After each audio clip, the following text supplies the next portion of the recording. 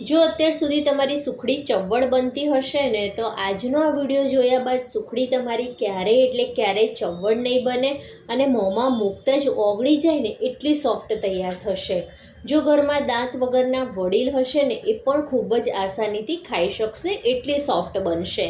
તો વિડીયોમાં પરફેક્ટ માપ અને બધી જ નાની નાની ટિપ્સ બતાવી છે, તો વિડીયોને એન્ડ સુધી જરૂરથી જોજો। તો સુખડીના મેઝરમેન્ટમાં કોઈ એક વાટકીનું માપ સેટ કરી લેવાનું અને જો એક વાટકી ઘઉંનો રોટલીનો લોટ હોય તો તેની સામે પોણો વાટકી એકદમ ઝીણો સમારેલો ગોળ અને એક વાટકી ગરમ કરેલું ઘી લેવાનું છે। આ એક પરફેક્ટ મેઝરમેન્ટ છે। આનાથી સુખડી ખાતી વખતે ભૂકો પણ નહીં થાય અને હાથમાં ઘી પણ નહીં થાય, એકદમ સરસ એવી તૈયાર થશે। હવે કોઈ પણ જાડા તળિયાવાળી કઢાઈ લેવાની છે અને એમાં આપણે ઘીને સારી રીતે ગરમ થવા દઈશું અને ઘી સારી રીતે ગરમ થઈ જાય એટલે લોટને ઉમેરીને ઘી સાથે સારી રીતે મિક્સ કરી લેવાનું છે। ગેસની ફ્લેમ એકદમ સ્લો જ રાખવાની છે અને સ્લો ગેસની ફ્લેમ ઉપર જ આપણે સુખડીને તૈયાર કરવાની છે। અને હવે ફ્રેન્ડ્સ તમે જોશો ને તો લોટ અને ઘી બંને સારી રીતે મિક્સ થઈ ગયા છે। તો હવે આપણે ઉમેરીશું 1 ચમચી બેસન। જી હા ફ્રેન્ડ્સ, બેસન ઉમેરવાથી બેસનમાં એક તો સરસ મજાની ફ્લેવર હોય છે, જેના કારણે સુખડીમાં સુગંધ તો સરસ આવે છે જ, સાથે સુખડીના સ્વાદમાં પણ ખૂબ સારો એવો વધારો થાય છે। તો જો તમે અત્યાર સુધી આ રીતે સુખડી ના બનાવી હોય ને તો એકવાર તો જરૂરથી બનાવજો, ઘરમાં બધાને બહુ જ ભાવશે।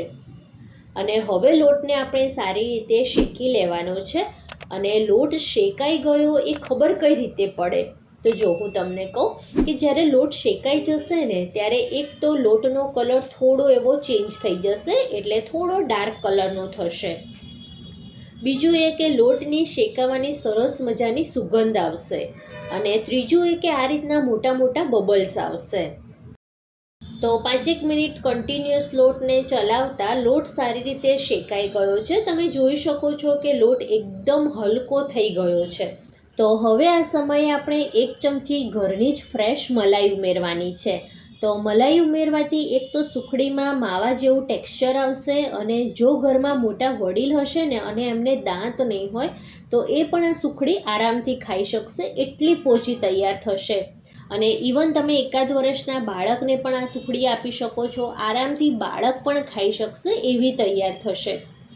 અને મલાઈ ઉમેર્યા પછી 1.5 થી 2 મિનિટ જ લો ગેસની ફ્લેમ ઉપર ચલાવતા જ રહેવાનું છે, એટલે ત્યાં સુધી મલાઈમાંથી ઘી છૂટું પડી ગયું હશે અને આ જે મોટા મોટા બબલ્સ થતા હતા એ પણ બેસી ગયા હશે। તો હવે આપણે ગેસની ફ્લેમ બંધ કરી દેવાની છે અને 1 મિનિટ લોટને હજી પણ આપણે મિક્સ કરતા રહેવાનું છે।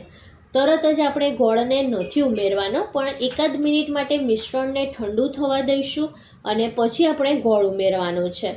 જો તરત જ તમે ગોળ ઉમેરશો ને તો ઘણીવાર સુખડી ચવડ બની જતી હોય છે, એટલે સાધારણ 1 મિનિટ માટે ઠંડુ થવા દેવાનું અને પછી ગોળ ઉમેરવાનો। અને ગોળ એકદમ ઝીણો સમારવાનો છે, એટલે ઝડપથી લોટ સાથે સારી રીતે એકરસ થઈ જાય। તો કન્ટિન્યુઅસ આ રીતે ચલાવતા જઈને મિક્સ કરતા રહેવાનું છે।